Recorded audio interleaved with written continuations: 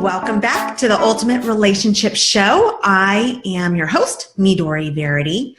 And today we are going to be talking about overcoming major fears and obstacles, because we have an incredibly inspiring guest today. His name is Sean Swarner, and he was the first to climb Mount Everest, stay with me, as a cancer survivor with one lung, a prognosis of 14 days to live, and he had been in a medically induced coma for 1 year.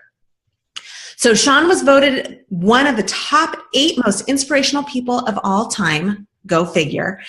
And he's the only person in history to have accomplished what he has and inspires millions around the world. As Sean continues to defy the odds, test his own endurance, and inspire and motivate people around the world, he shares his message of healing, hope, and triumph through his nonprofit organization and his book, Keep Climbing. So we're going to be learning from Sean how he has done this and gained some inspiration from him. So welcome to the show, Sean. Hey, it's great to be on the show. I appreciate it. And thank you for not asking me to talk about relationships. I promised him before the show, we won't go there. You have enough to share, so that's awesome. So let's get started right away, because you have so much insight and so much knowledge that we want to know. So I want to know, tell us a little bit about your story and how it's affected how you have dealt with your prognosis and where you are today.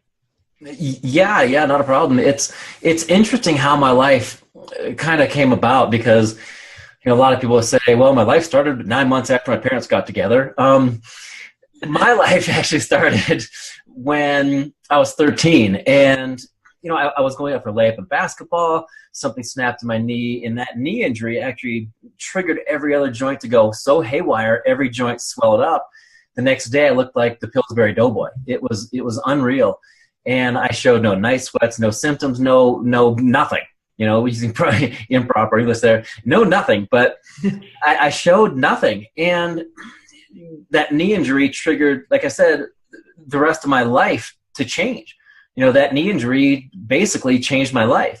And I was diagnosed in Columbus, Ohio, where I was born and raised in Willard, Ohio, but they didn't exactly have the technology there. It was a town of about 5,000 people, so they took me to a bigger hospital, and that's where I was diagnosed in advanced stage 4 Hodgkin's lymphoma. And for people who don't really understand cancers that well, they're divided into 4 stages, and the 4th is the last. The 5th stage is whatever you believe in, the great upstairs, the great unknown, whatever. But the 5th stage is roughly death. And as a 13-year-old, the doctors gave me 3 months to live. So it was absolutely devastating. I can't even imagine. So what happened in your mind? So you have a short period of time to live. You have this insane cancer. What brought you to being the person who climbed Mount Everest? Yeah, that's a good question. My friends and my family still ask me, like, why'd you do that?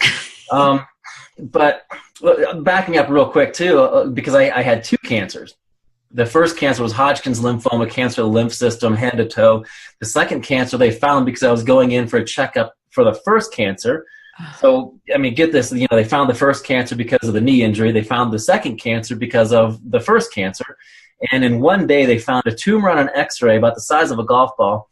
They did a needle biopsy. They took out a lymph node. They put in a Hickman catheter, which is like a permanent IV.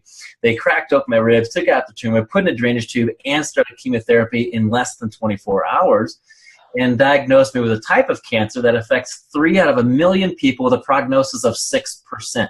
So if you have 100 people with this illness, 94 die.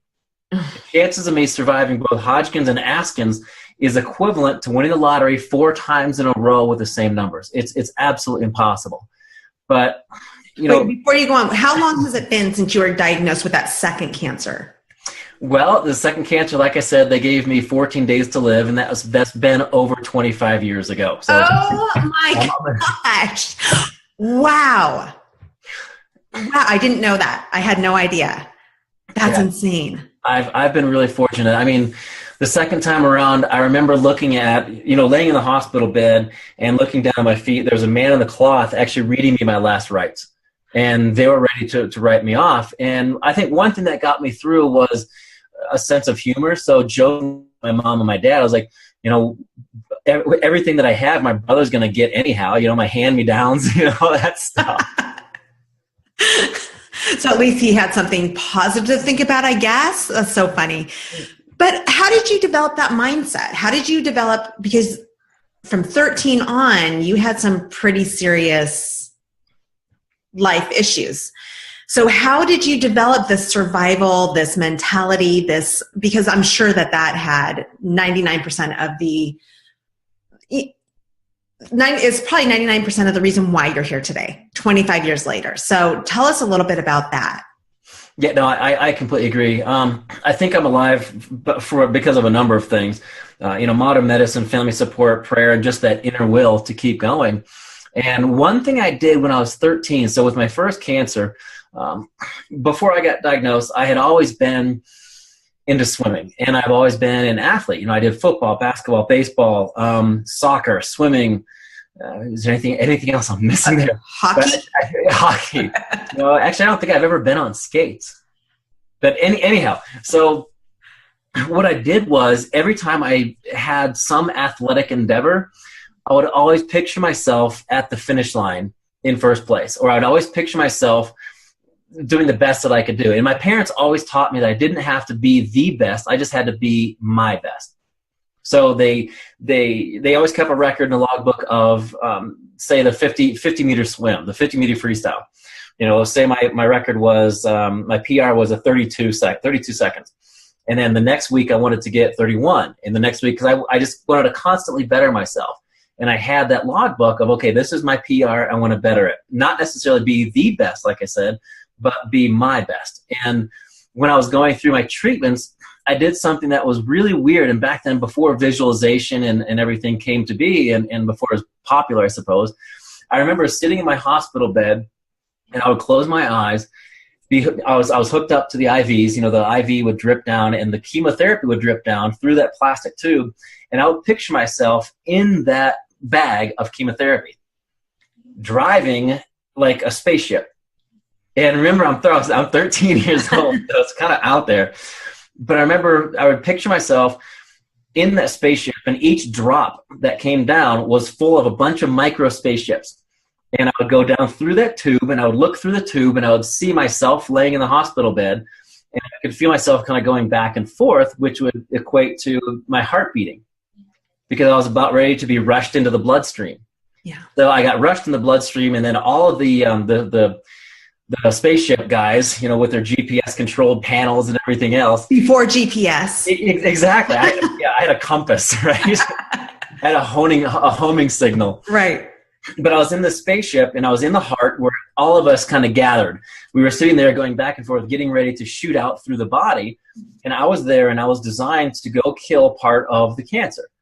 So I would picture myself racing through my veins, and the blip of the console getting louder and louder and louder and bigger, following that, going through the veins and everything.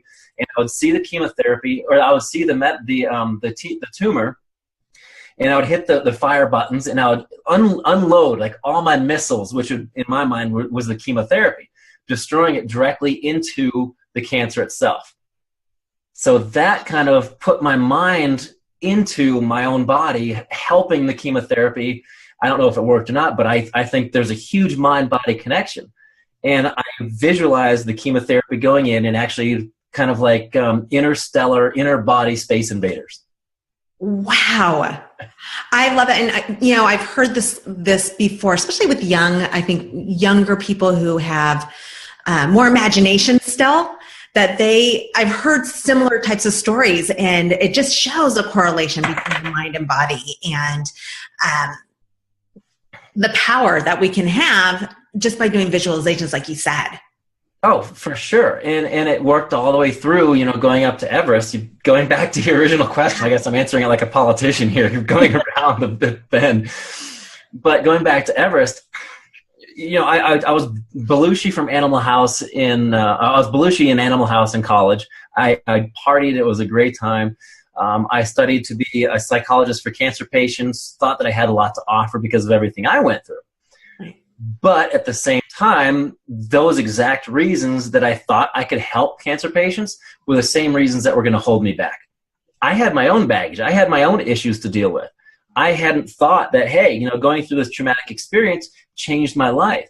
And anybody who goes through anything traumatic, you have to realize, hey, it changes your life. But it's up to you to decide how that changes you.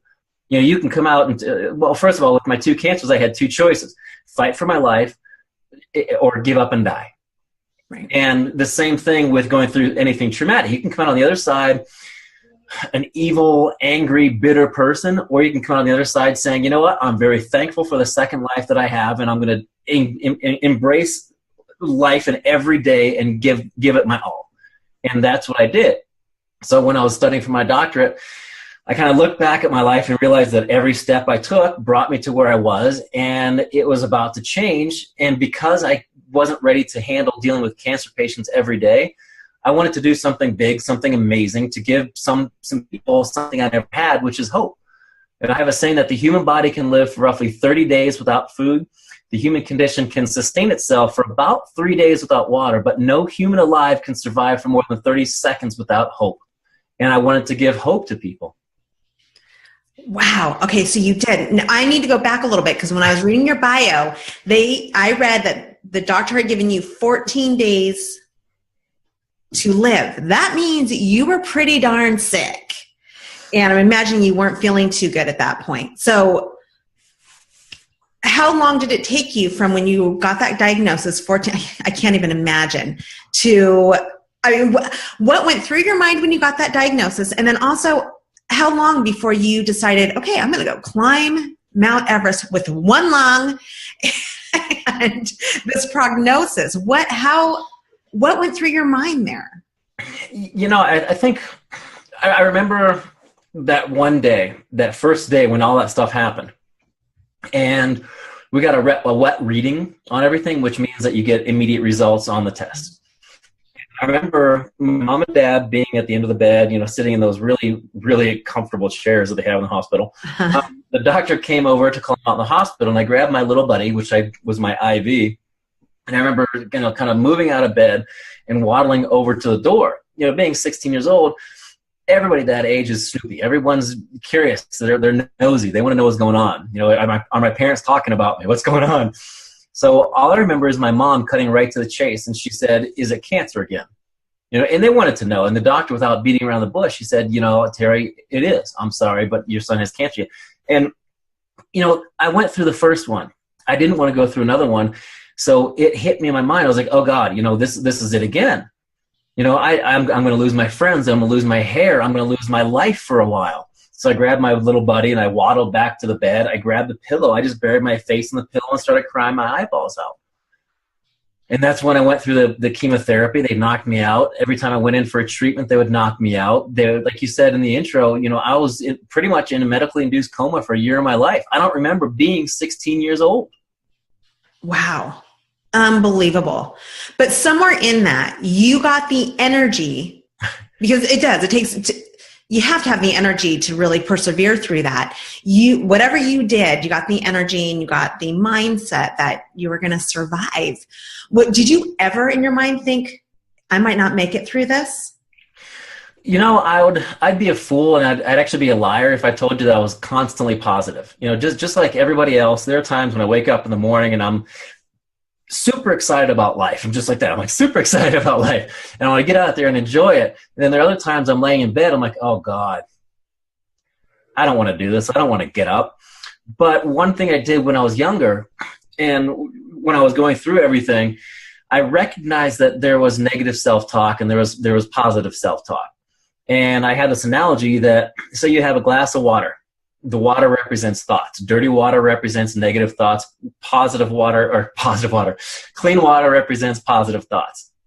And if you have a glass of dirty water, you turn on the spigot and constantly flush clean water in that glass of dirty water, eventually you're going to have nothing but a glass of clean water. Same thing with your brain.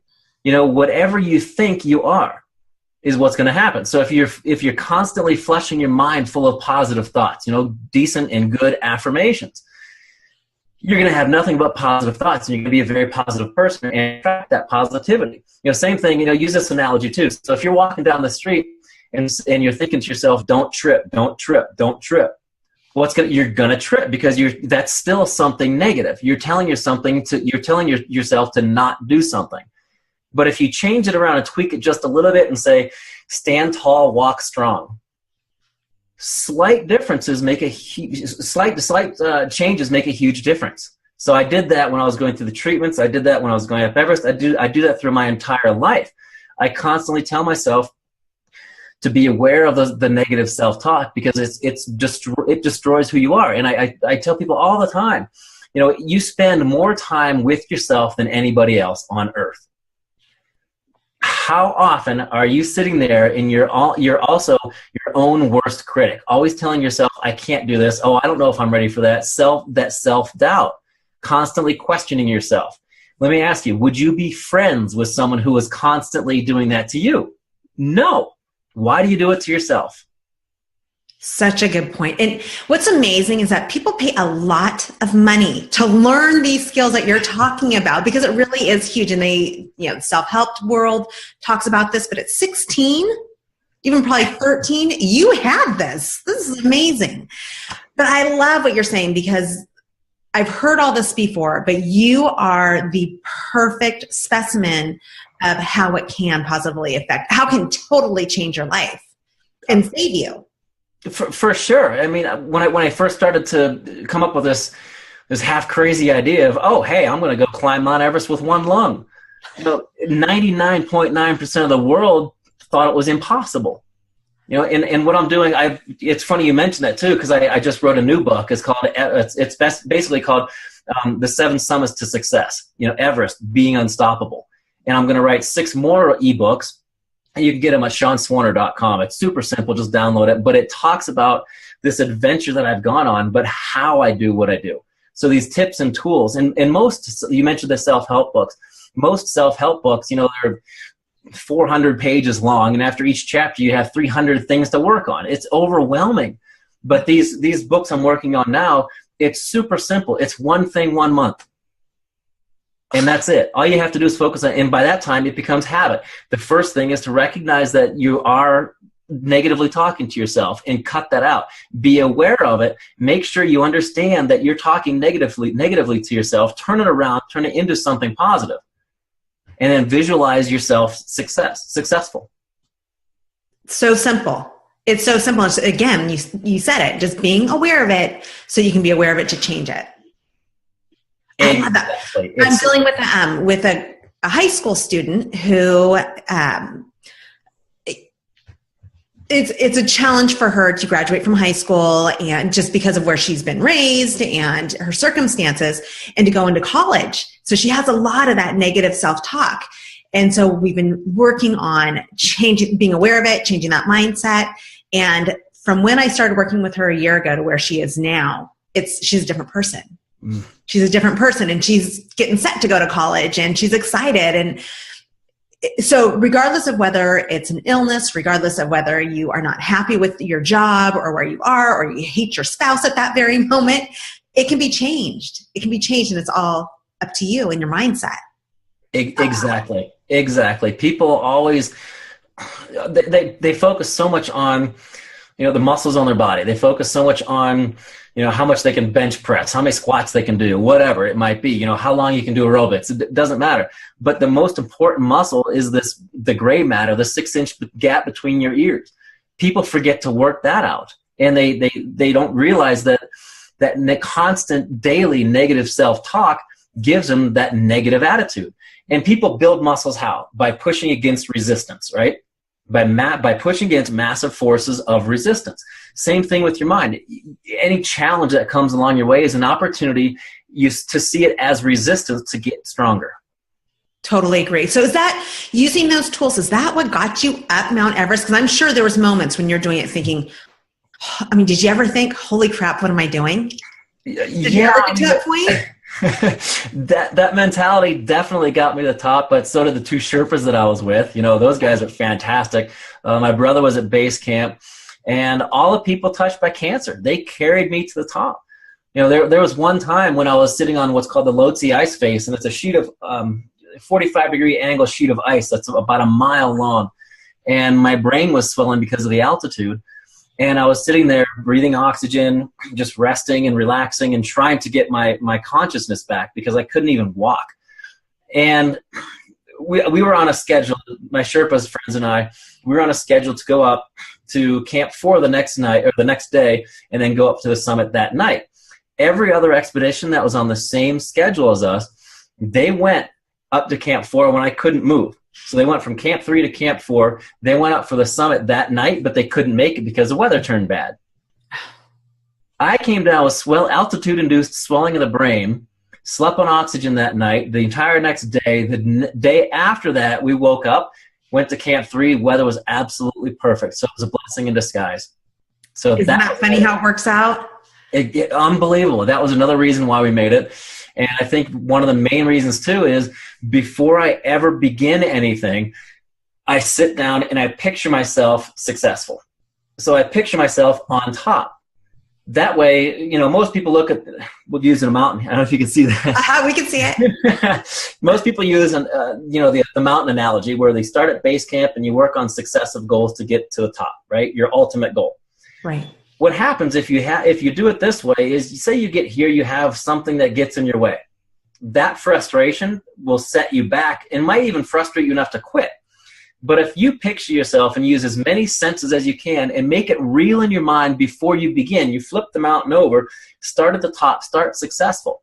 That way, when you're going towards the end goal, the ultimate goal, that same frustration that made you quit before would just be an annoyance getting in your way, because up here you're already successful, you're already there. That frustration, that little setback is worth it so you can make it to the top. Again, we come back to the very beginning. It's the visualization. Amazing. Okay, so you mentioned it really quickly. Let's talk about it again. You have your new book, your ebook that's come out. Where can we find that at? It's super simple, SeanSwarner.com, and I tell people so it's easy. Sean, like Sean Connery, S-E-A-N. My mom came from Ireland. Her last name was Doherty from the McDonald clan. So SeanSwarner.com, Sean like Sean Connery, and the Warner Brothers, but slap an S on the front, SeanSwarner.com. Awesome. And then as always, you guys, you can find it on my website, MidoriVerity.com. I will make sure that link is there. And then one other thing, I know that you are working with the Cancer Climber Association and you have a program that you're offering. Tell us about that. It's actually a fantastic program. What we're doing is we're ultimately raising funds for a mobile camp for kids with cancer. And one thing we do every year is I take a group up Kilimanjaro as a fundraiser. And you don't have to be touched by cancer. You don't have to be a cancer survivor. You can just go up for fun, but we use it as a fundraiser for the organization. And we leave July 17th through the 30th, I believe. It is a 6-day hike and a 5-day safari through the Serengeti and Ngorongoro crater and Lake Manyara, and it will change your life. And we're accepting applications. We have, I think, 2 or 3 spots available for the trip this year, but we do it every year, and this will be summit number, I think, 13 for me. So I'm pretty sure I know the mountain inside and out. So if anybody's worried about anything happening, I know where to go and what to do. And I use the same group every year. We are treated like brothers and sisters. And I promise it'll change your life. But it is the most amazing experience ever. That's awesome. And we can go to the same site to get information on that? Yep, SeanSwarner.com. All right, you guys. Thank you so much, Sean. This has been just so inspiring to know that it's been 25 years and you obviously look at you. You look amazing and you're doing incredible things. And if you can do it, we can do it. And you gave us the tools to help us along. So I appreciate you being here with us and spending the time. And who knows, maybe I will meet you on Kilimanjaro. You should go. It really is an amazing trip. And like you said, if a guy with who's had 2 cancers, who was given 3 months to live the first time, 14 days to live the second time, was in a medically induced coma for a year of his life, and climbed Mount Everest and the highest mountain on every continent with 1 lung, you can do anything you put your mind to. There you go. Quit your sniveling, everyone.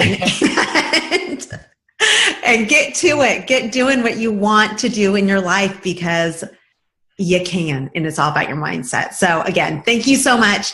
And everyone, you can get his information in case you weren't quite sure on how to spell it or you missed it. Just go to midoriverity.com and it will be there for you. Thanks, Sean. Thank you. Appreciate it.